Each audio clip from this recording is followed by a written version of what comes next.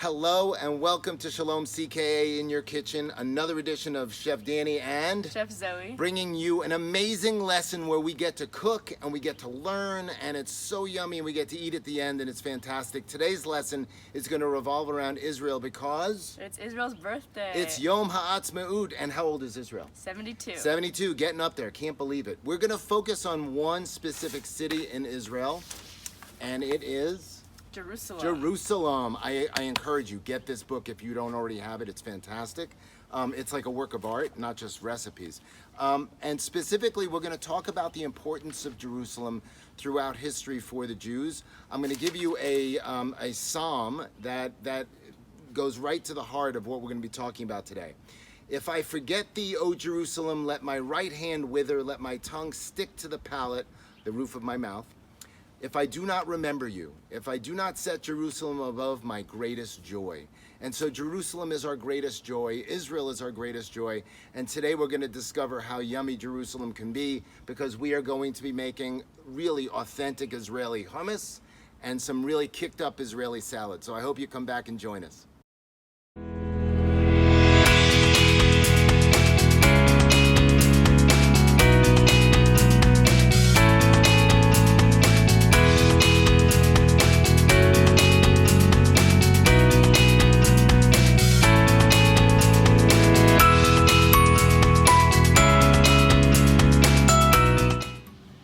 So welcome back to the kitchen. We are really excited because we're going to bring a little bit of the Middle East and Israel into our kitchen, into you at home.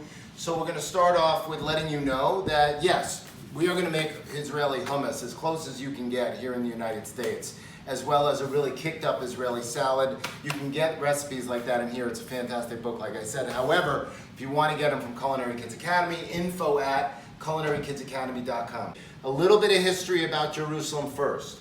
So Jerusalem, actually, Zoe, would you know that it is literally one of the oldest cities in creation? Mm-hmm. It's about 3,000 years old. King David established Jerusalem as the capital when he took what was where the Torah was being kept, the Ark of the Covenant, and brought it inside of the walled city and established Jerusalem as the capital. And then what ended up happening was he passed it along to his son Solomon. Wanted to keep it in the family business, I guess. Mm-hmm. You can relate, right? and he asked Solomon. Solomon built the first temple, and the first temple was in Jerusalem. And you know, there's a lot of stuff that happened after that, because there were how many temples? Do you know? 2. There were 2 temples, right? So we'll talk about how they were destroyed. Solomon built one. The next temple was built some years later after the Babylonians destroyed it. And then the Romans ended up destroying the second temple. And then what happens is really interesting, because the Jews, they can't stick around. They get exiled, which means they have to leave. That's when Jerusalem goes from being a place to something even greater, and something that we, living in the United States of America, can even appreciate. I think Israel in general has a special place in all of our hearts, no matter where you live. Kind of like a mindset. A mindset, right. It's no longer just a geographical place. It's a mindset, and one that doesn't leave you, mm-hmm. right? And so what we're going to talk about, and I want you guys to think about at home, is just because you're not living somewhere, or just because it's been removed from your life, does that mean it leaves your life? No. And Zoe's going to have some really good explanations and examples of in her own life, I think, that is definitely the case.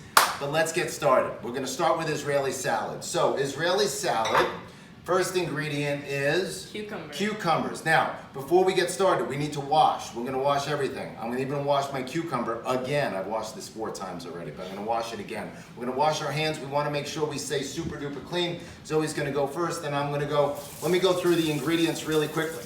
So we've got cucumber, we've got tomatoes. Cherry tomatoes or grape tomatoes, that's what I use. If you have really nice large hothouse tomatoes or Roma tomatoes, or even whatever tomato you have, that's fine. You can use those as well. I'm going to give this a wash. I'm going to give myself a wash. Okay.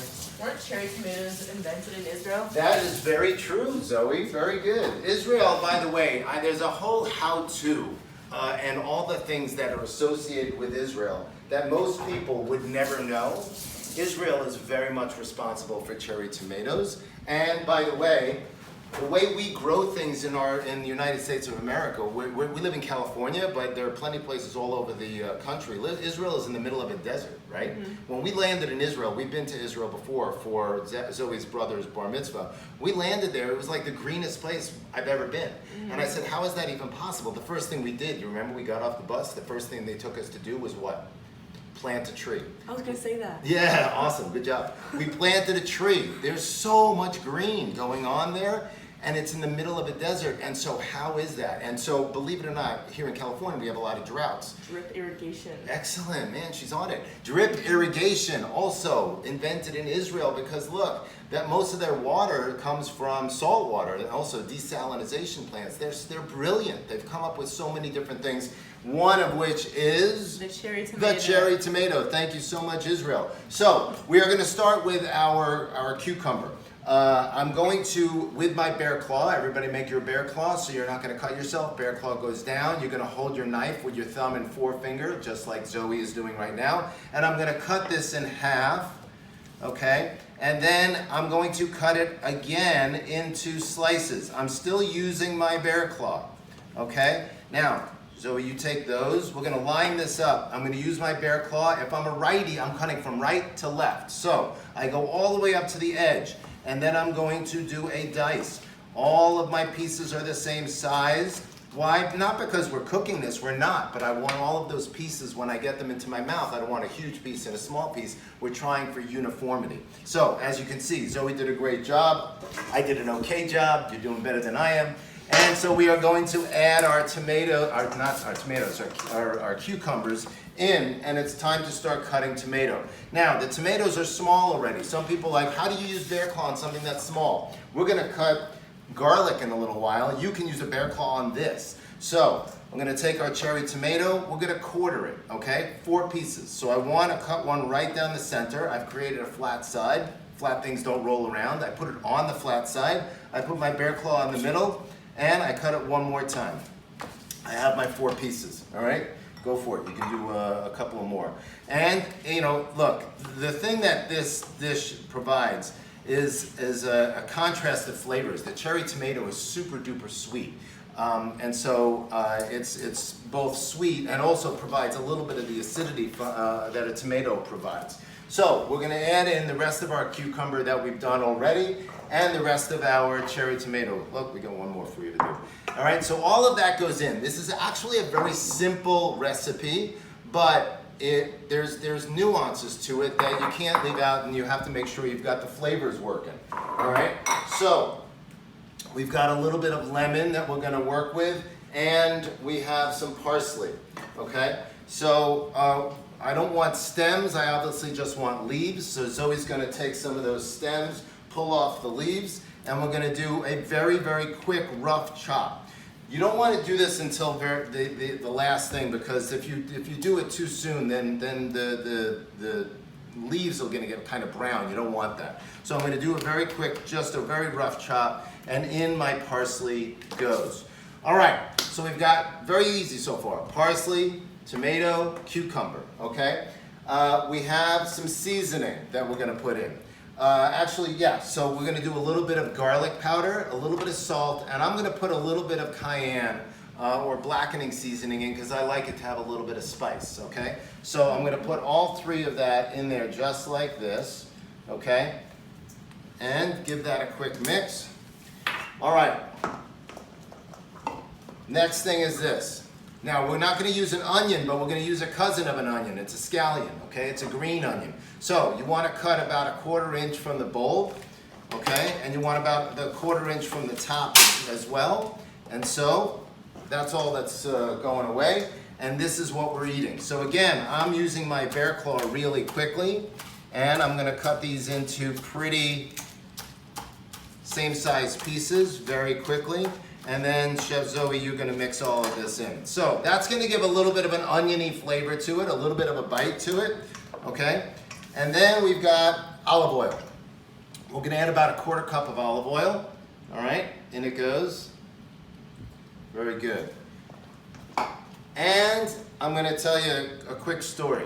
I'm going to add some za'atar And this za'atar is going to be added not just to our Israeli salad, but also to our hummus. And this is kind of a secret ingredient. When we went to Israel, we were in the shuk in Jerusalem. It's an amazing, amazing place. And they have a spice market inside the shuk where they have these spices literally in pyramids, right? The spices themselves are set up, and they're beautiful, and they're vibrant in color. You have reds and greens and oranges and just so many different amazing yellows. And so I came across this spice I had never really heard of. It's called za'atar. Now, za'atar is basically like a Mediterranean kind of oregano, right? But it's also got a couple other different herbs in it, and it's got toasted sesame seeds. And so it's very authentic to the region. I very much guarantee that if you have this in your dishes, you could have pita bread with olive oil and a little bit of za'atar, and you're good for the night. So we're gonna add that in, and in the recipe you'll be able to see how much, about a teaspoon or two, and we're gonna mix that up. Now, all of these flavors have to come together. The last thing we're gonna add is a lemon. So we're rolling the lemon. The reason is because we want to break up all the membranes. This lemon worked really hard for its juice. We want to get all of that juice, as we always say. I'm going to use my bear claw. And then Zoe is going to make a strainer out of her hand. And she's going to catch all of our seeds. We're going to put the juice of one lemon in. And as you can see, she's catching like 5, 6, 7 seeds. I'm going to do the same thing on this side. And there they go. They're popping everywhere. But you can see, look how much juice is coming out of this thing. It's amazing. And this juice, this is really, really good because it's going to complement the olive oil, the richness of the olive oil. The acid from the lemon is going to be really, really great together. So give that a mix. Now here's the deal. We want this to sit. The longer it sits and kind of makes all those flavors meld and come together, the better the flavor of this will ultimately be. We want the zing and the vibrancy of the lemon will come through. The olive oil will kind of permeate into all of our vegetables. We have, it makes actually a fantastic dressing onto itself, just between the liquids we have already added. So we're gonna set this aside, and then we're gonna get started on our hummus. You ready? I'm ready. Let's do it. It is time to make some hummus. So we went to Israel. I'm originally from New York. Zoe's lived all her life here in Los Angeles. I thought we knew good hummus, and I thought we knew good falafel. We didn't, right? We did not. We did not. When we showed up in Israel and we started eating the hummus and falafel there, forget about it. All bets were off. We had to come up with as close a recipe as we possibly could to what was going on there. So when we came back here, we hatched a plan together, came up with the recipe for both for falafel. Now people come from all over the United States to our house for falafel. Right? I would say it's probably as close to Israeli falafel as you could get. We're going to do that in another lesson, but not today. It's a little bit more timely, time-consuming rather. But today we are going to be making that same fantastic hummus recipe. So you can see all of the ingredients that you had in front of you just a second ago, we are going to be utilizing. We are going to need to use a food processor. So if you have one of those at home, you're definitely going to be pulling it out now. So a couple of quick, very, very quick hints to making really good hummus. So the first thing is we're going to be using garbanzo beans. Garbanzo beans are essential in a lot of these dishes. Falafel, very, very much a part of that, but hummus too. Now, here's the thing. You can use fresh, but you got to cook them and soak them overnight. You can use canned, not a problem. However, what you need to do is peel the garbanzo bean. Now, the reason, now most people I didn't even know you could peel a garbanzo bean, but the garbanzo bean itself has a skin on it. Now Zoe's gonna do that right now and show you. When you peel the skin and take the skin off, we've done that to the rest of these, but not to the ones we have right here. What happens is when you use those garbanzo beans and you blend them, the hummus becomes so much creamier, and that's what we want. We want really creamy, creamy hummus. So, as you can see, she now has the garbanzo bean. It is no longer got the skin on it, and that's what we're going for. All right, so we're gonna start with our food processor, which I have right over here. We are gonna be putting in some parsley as well. So the same thing that Zoe did before for our Israeli salad, she's gonna do again, where she's gonna take the stems away and just give us leaves. We don't really need to cut a lot of stuff up here. Why? Because the food processor is doing the work for us. So I'm gonna take my garbanzo beans, put them into, got a couple of casualties there. We wanna put those into the food processor. We are going to season this up. Now, we are going to be cutting up a little bit of garlic. So when we do garlic, we want to make sure that we are absolutely going to pound it. Now you would use at home, you could use a spatula for that. You don't have to use a knife to make it safe. And then you're going to take the skin off just like that. Very, very easy. I don't necessarily have to cut this up very much again, but I am going to give it a rough chop, and I'm going to put that in as well. Okay? Do you want more? No, that's perfect. Just a good handful of our parsley goes in. We are going to season this. Now, this is tahini paste. Very integral to the process. It is ground up sesame. Here's the deal. If you are allergic to sesame, you should not obviously eat this, but you can make it without. I've made nut-free, seed-free hummus, and it's just as good. But clearly, if you don't have that issue, I would absolutely buy some tahini paste and use that in our dish. Get me a spatula, please. We also have some really good seasonings. So we have some spices. We have coriander. Now, coriander is interesting. Coriander is a powder. Do you know what seed coriander comes from? You like guacamole? Yes. Green leafy vegetable that goes in guacamole is? Cilantro. Cilantro. Very good. See? She's got it. I'm so proud. So the coriander seed ground up, basically coriander seeds grow cilantro. So we're going to have some coriander. We're also going to have some cumin, which adds both a very earthy, really amazing taste and smell. Smell that. Really, I smell Israel. Smells like hummus. It smells like hummus. It smells like Israel to me. So we're going to add in our coriander and our cumin. I'm going to add in our sesame, our tahini paste. I think it's about 1/3 of a cup. That's going to go in. Now, you clearly need some liquid in here, okay?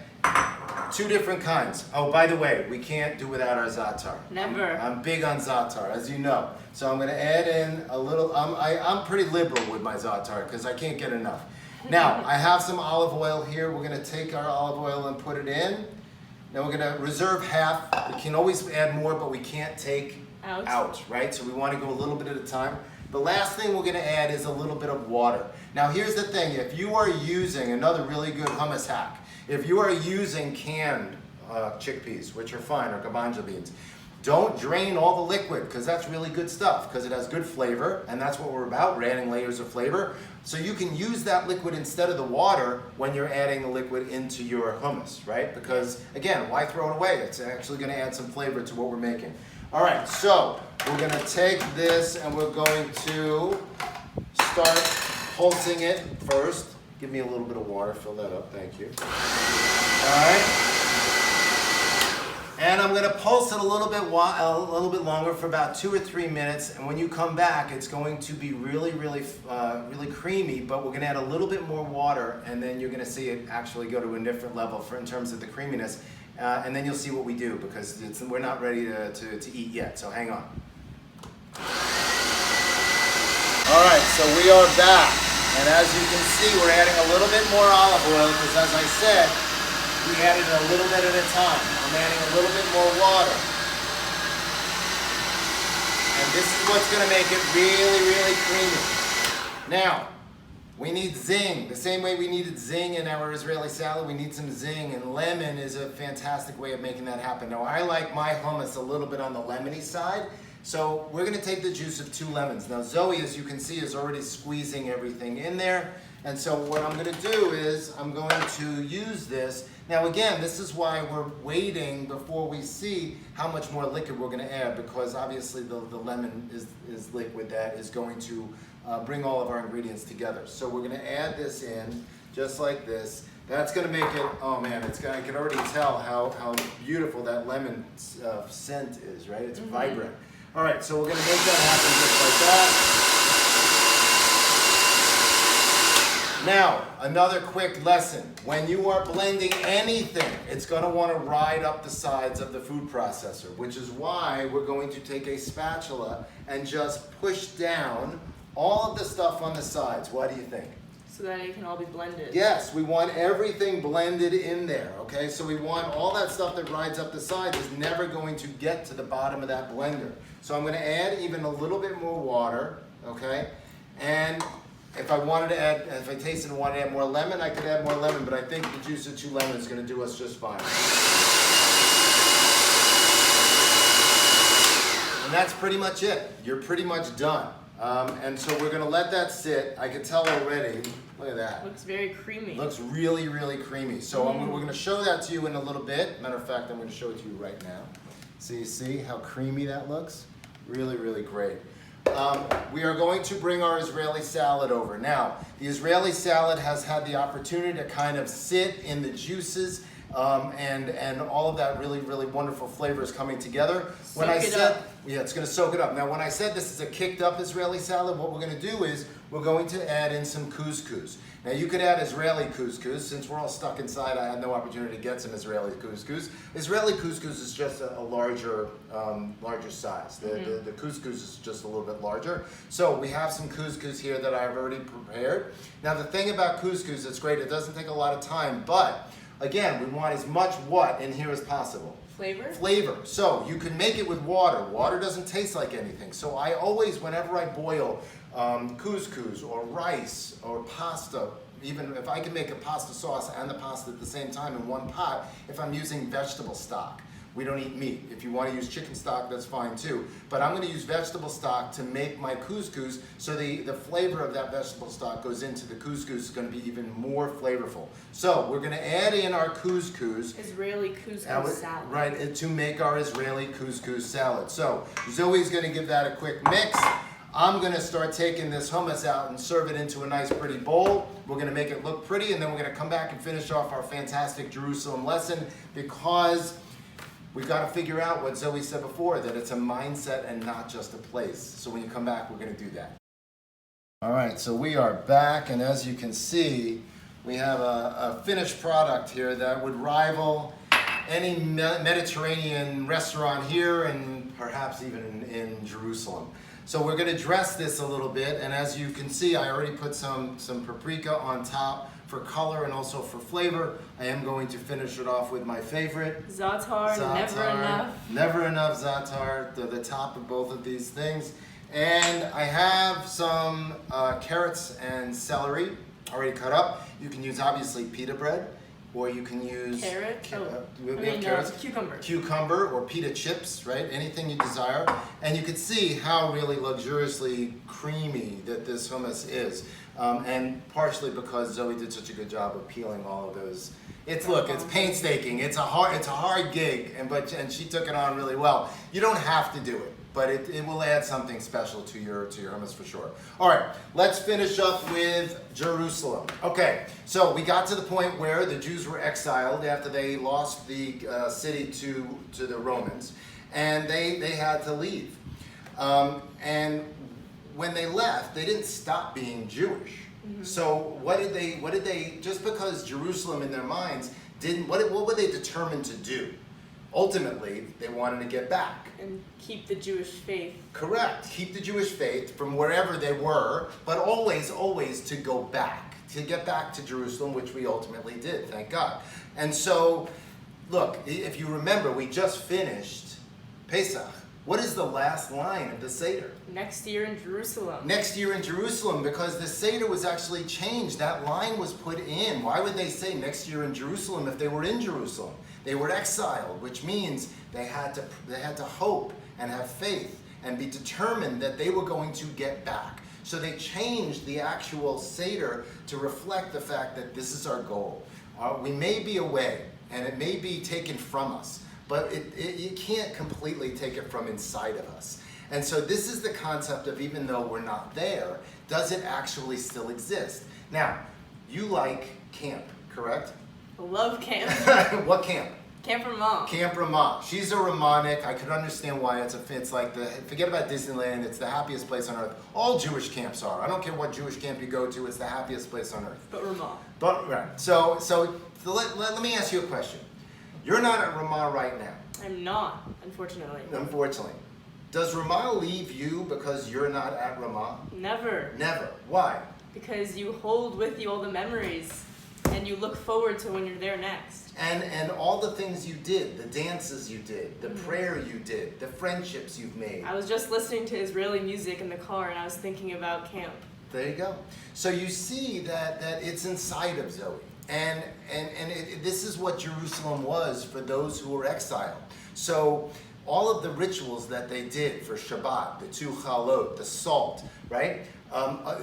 When a Jewish couple gets married, what do? They break the glass. They break the glass to commemorate the destruction of the temple, because we're thinking about the fact that we want to get back there, and this is what kept them. This is what sustained them until they were able to get back. And so the concept of something that's been taken away from you ceasing to exist is a fallacy, because if we didn't have that and we didn't keep that stuff alive, would you think we would have gotten back? No. Probably not, right? But we did. And the same way Zoe's keeping Ramah alive in her heart, and she's able to be a better person and enriched and love that camp every single day, regardless of whether she's there or not, was the same concept that the Jewish people had for Jerusalem, even though they weren't there, right? Okay, right. So I think we're ready to eat. We have our really delicious hummus. I'm gonna take some hummus, you take some Israeli salad. You can see the Israeli salad and the couscous kind of combine and go together. If you don't want to add the couscous, you don't have to. It's totally optional. I'm gonna take a little bit of this as well, and we're gonna sample.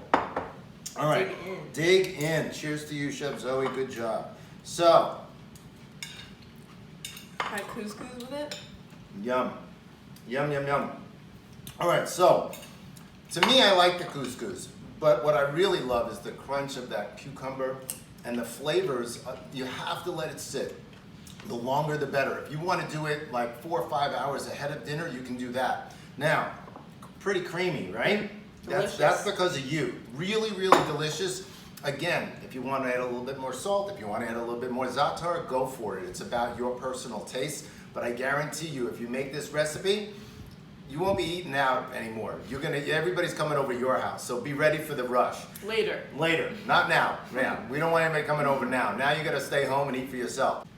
So thanks again for joining us. Zoe, awesome cooking with you as always. We hope you learned something about Yom Ha'atzmaut and how to make some bangin' hummus and couscous with Israeli salad. Join us next time on Shalom CKA. happy birthday, Israel. Bye.